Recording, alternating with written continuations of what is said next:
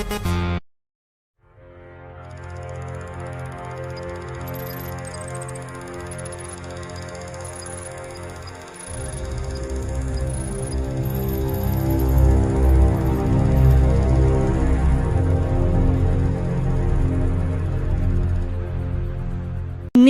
BioOlivia. Nah, sesuai dengan yang saya katakan selalu, ya, kita ini perlu sekali, ya, pada saat launching BioHealth Series itu semua harus ada validasinya. Ya, nah, klaim dari BioOlivia apa nanti kita perhatikan, tapi kita harus tahu dulu, ya, lemak darah ini apa? Ya, nah, lemak darah ini adalah komponen lemak, ya, yang terlarut di dalam darah kita. Ya, dia bisa dalam bentuk bebas, dia bisa dalam bentuk yang berikatan. Nah, jangan parno, jangan ketakutan, atau jangan membuat asumsi yang berlebihan. Kita tetap perlu lemak, Bapak dan Ibu. Ya, ini salah satu zat yang esensial, ya, yang kita perlukan. Ya, nah sebentar, oke. Ya, komponen lemak darah itu apa? Ya, nah kalau misalnya kita memeriksakan kesehatan, pasti kita familiar dengan istilah kolesterol. Ya, nah sebenarnya komponen lemak darah itu macam-macam. Ya, trigliserida, lipoprotein. Ya, nah lipoprotein ini dia ada kolesterolnya ada di dalam. Ya, dia ada asam lemak yang bebas, yaitu biasanya dirilis oleh sel lemak kita, dan fosfolipid. Nah, ini adalah komponen-komponen lemak darah. Ya, ini agak delay sedikit. Ya, sebentar. Ya, nah, Bapak dan Ibu, ya, biar bagaimanapun kita tetap memerlukan lemak darah yang terkontrol. Makanya jangan sembarangan kita formulasi obat sembarangan, ya, nanti ujung-ujungnya lemak darah kita terganggu. Makanya juga saya sebagai advisor Biogin Science, kita memperhatikan kualitas produk-produk yang kita ciptakan. Jangan, ya, semata-mata kita parno dengan lemak darah, akhirnya lemak darahnya terlalu rendah, itu berbahaya juga. Ya, karena fungsi lemak darah ini penting, Bapak dan Ibu. Ya, sebagai komponen sel, pembentuk sel otak dan saraf, transport nutrisi, ya, dia juga menstabilkan darah, dia juga sebagai prekursor hormon, ya, dan juga dia membawa sebagai sarana penyimpanan dan pembakaran energi. Ya, nah, jadi bagaimana lemak darah yang optimal itu? Jadi pada saat kita memeriksakan darah, yaitu ada 4 komponen, ya, total kolesterol, LDL, HDL, dan trigliserida. Ya, nah, total kolesterol itu 200, ya, terus LDL itu di atas 130, di bawah 130, HDL itu di atas 50, ya, trigliserida itu lebih rendah dari 200. Nah, ya, ini agak sebentar, ya. Nah, ya, nah, lemak darah kita ini berfluktuasi, Bapak dan Ibu. Ya, terutama disebabkan oleh apa? Makanan. Itu makanan yang paling membuat kita berfluktuasi. Ya, terus ada aktivitas fisik, ya.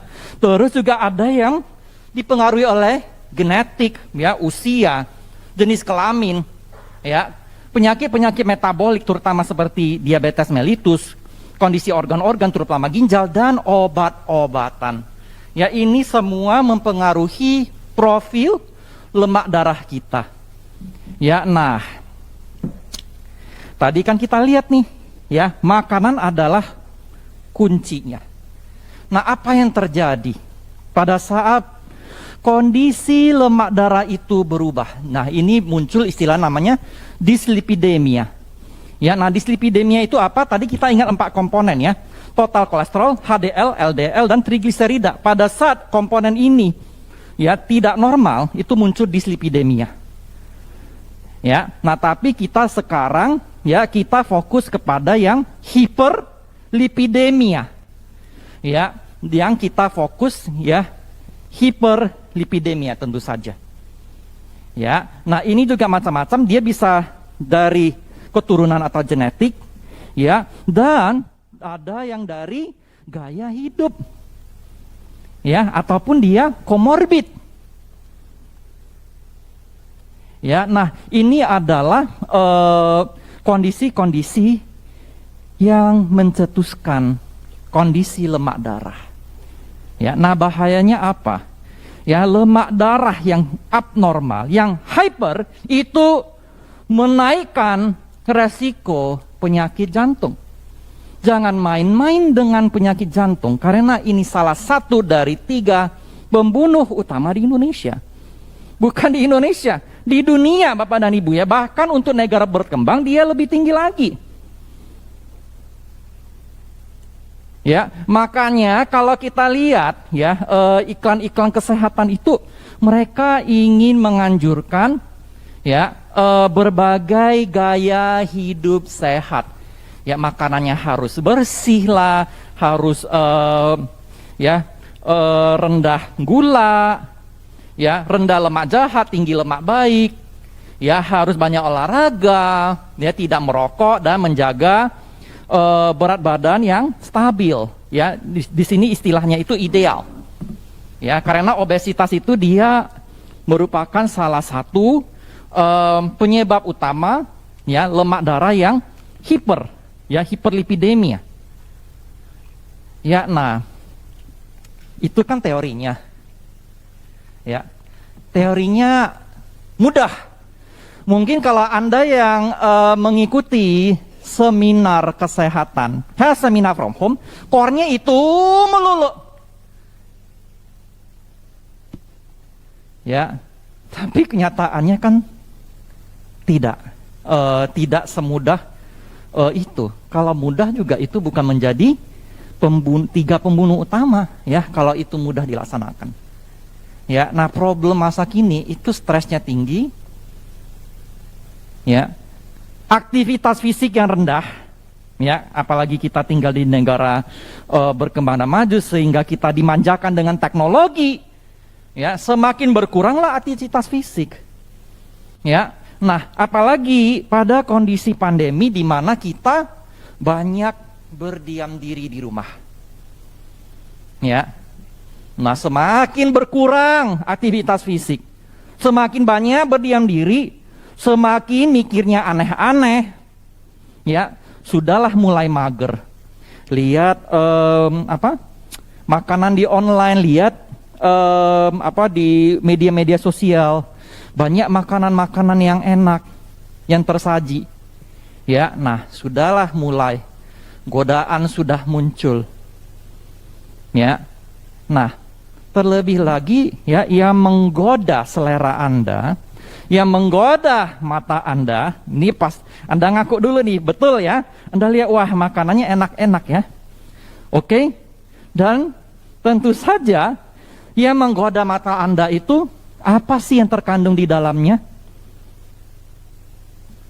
Nah ini kan semakin sulit ini kita mengontrol, apalagi situasi pandemi, ya. Nah ini akan semakin memperburuk keadaan, ya.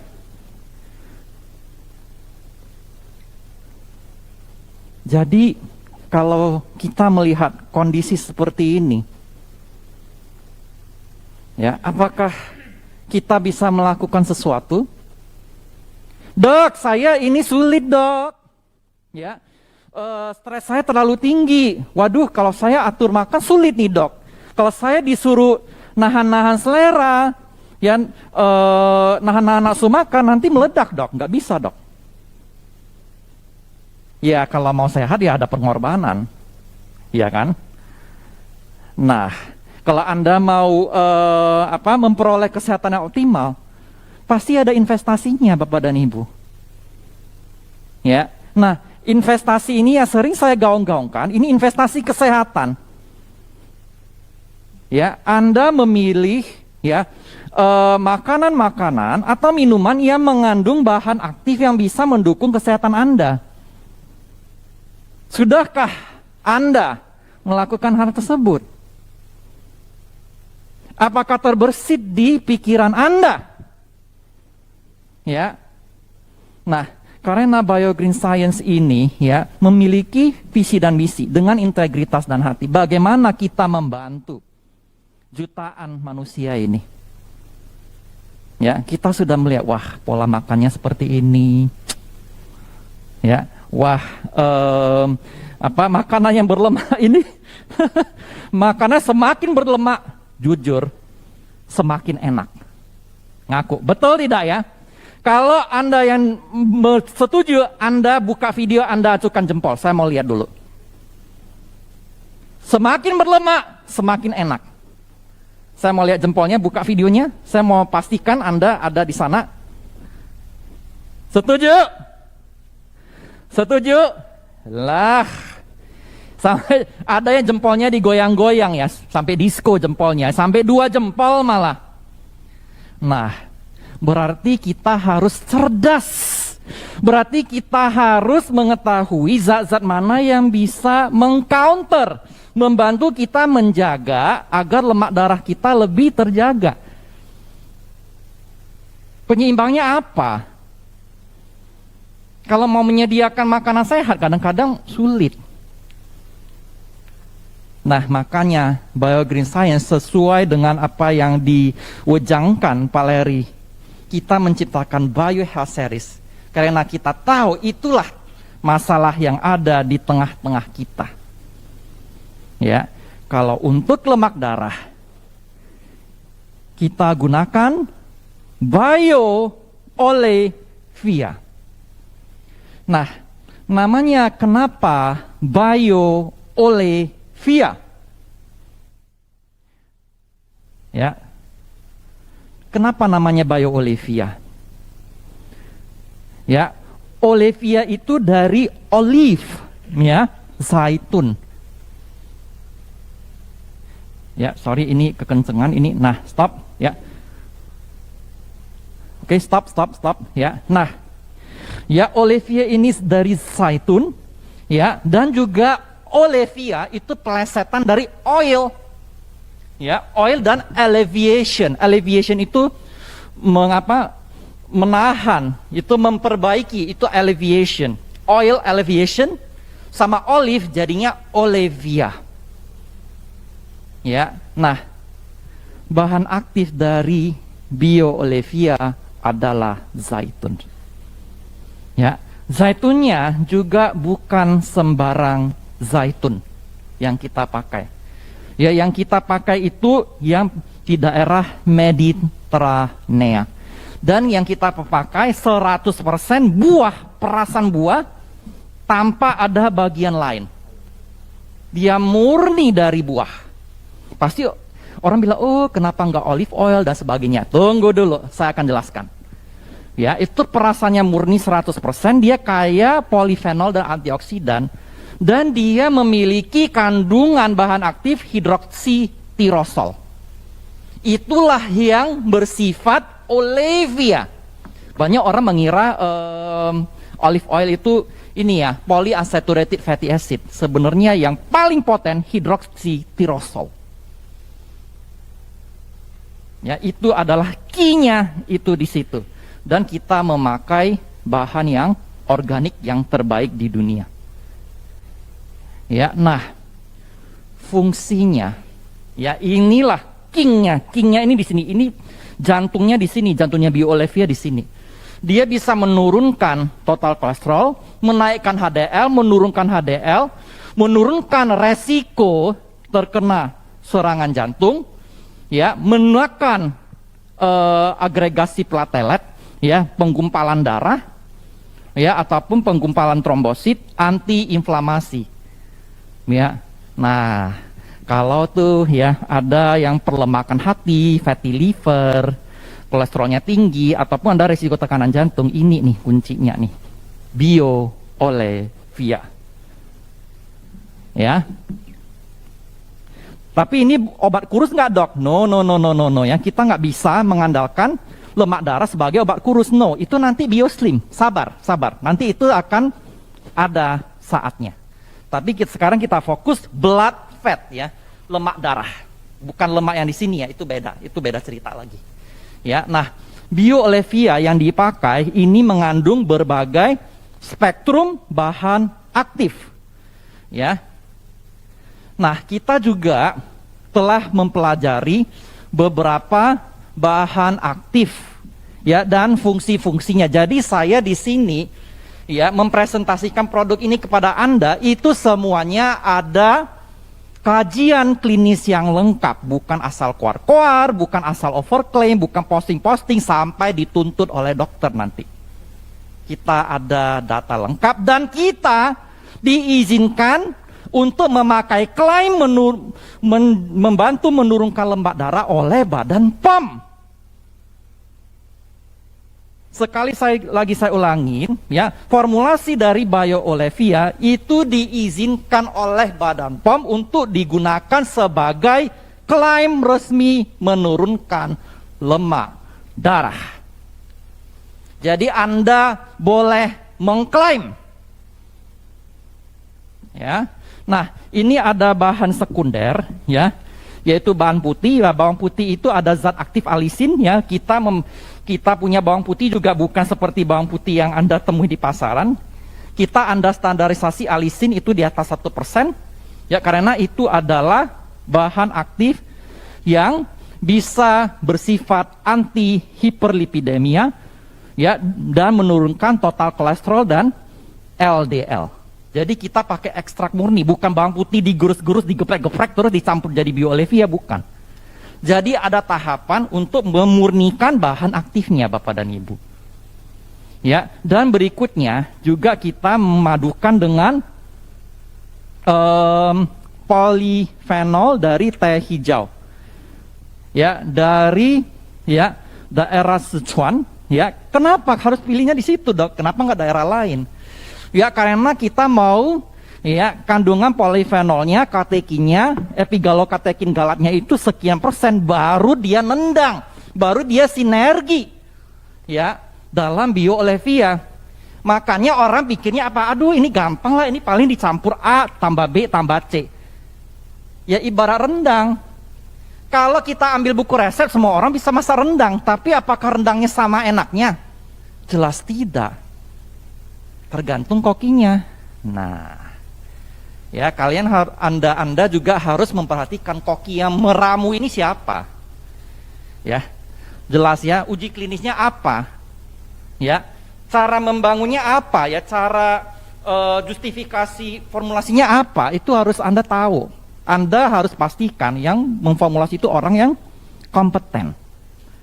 Ya, jadi ini juga ada, ya, ada penjelasan klinisnya, kenapa kita pakai 3 bahan aktif, ya, olive, buah zaitun, ekstrak bawang putih dan teh. Dok, kenapa cuma 3, Dok? Ada yang sampai 5, ada yang sampai 6.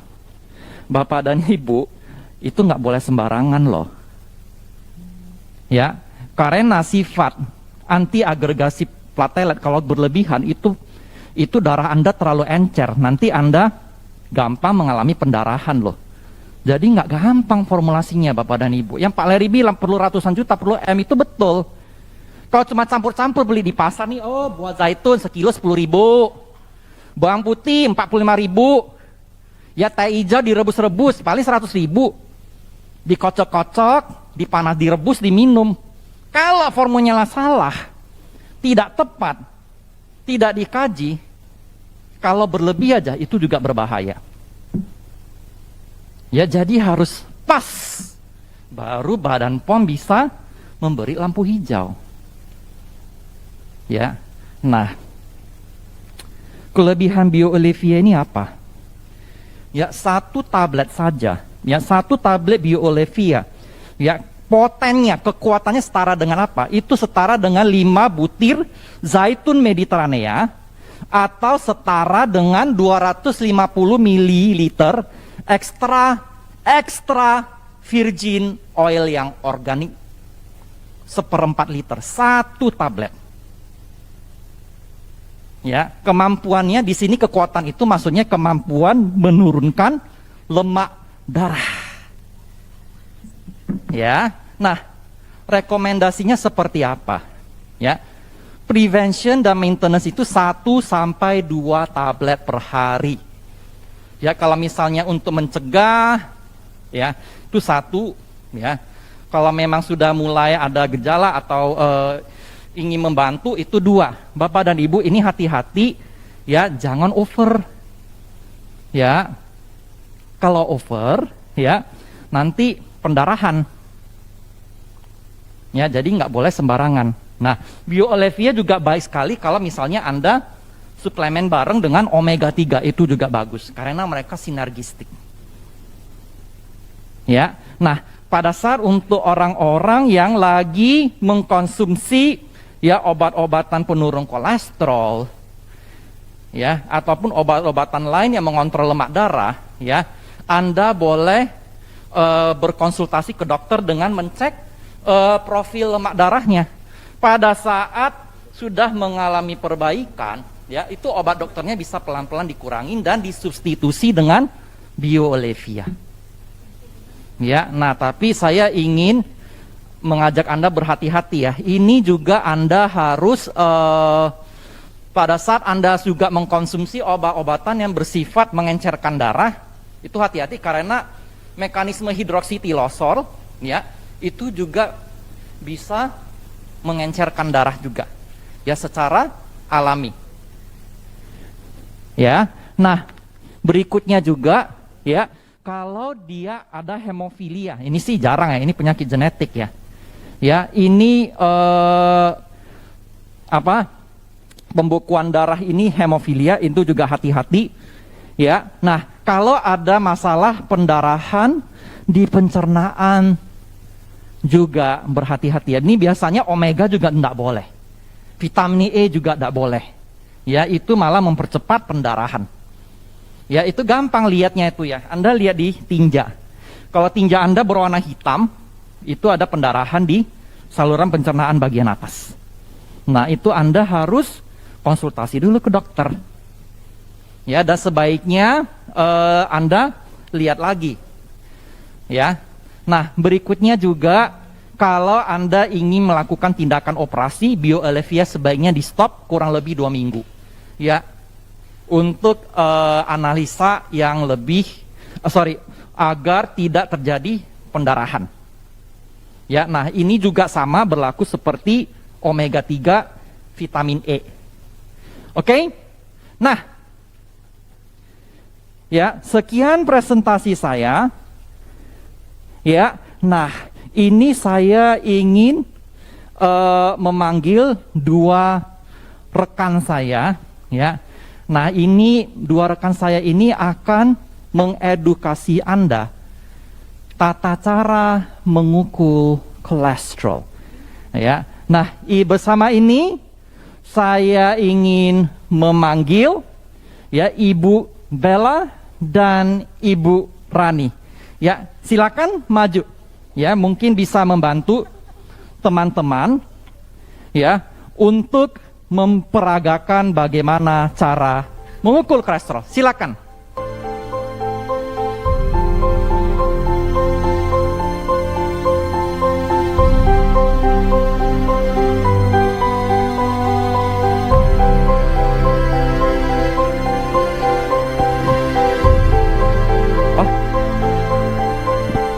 Ya, oke. Nah, ini silakan ini dibuka.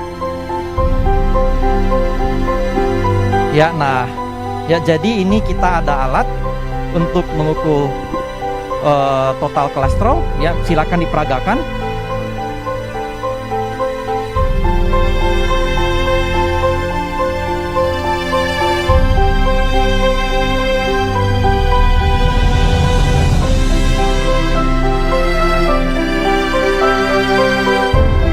Nah, biasanya ini banyak tersedia ya, alat pengukur kolesterol darah ini banyak tersedia di peralatan kesehatan.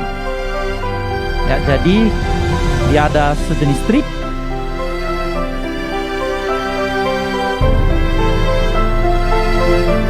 Ya oke, ini juga sama, kita pakai lancet.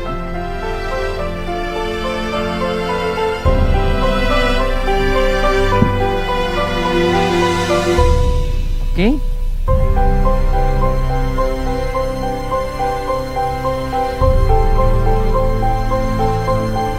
Ya, kita lakukan handbrake dulu.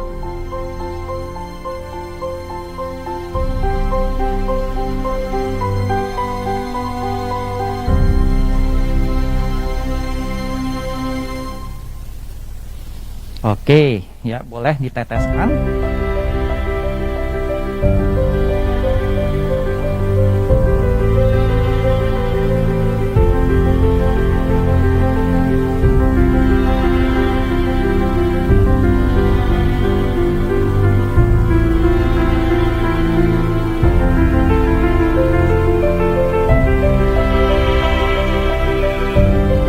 Oke, sudah dimasukkan ke dalam pembacaan. Nah, bacaannya seperti apa? Ya, total kolesterol 194. Ya, nah ini masih dalam batas normal ya, di bawah 200, tapi hati-hati ya, ini sudah dekat ke ambang ya. Perhatikan makanan, terutama makanan gorengan ya, ataupun makanan-makanan olahan minyak. Ya, kita usahakan memakai ya jenis good fat atau lemak yang baik. Ya, lemak yang baik itu biasanya contohnya apa? Ya, polyunsaturated fatty acid.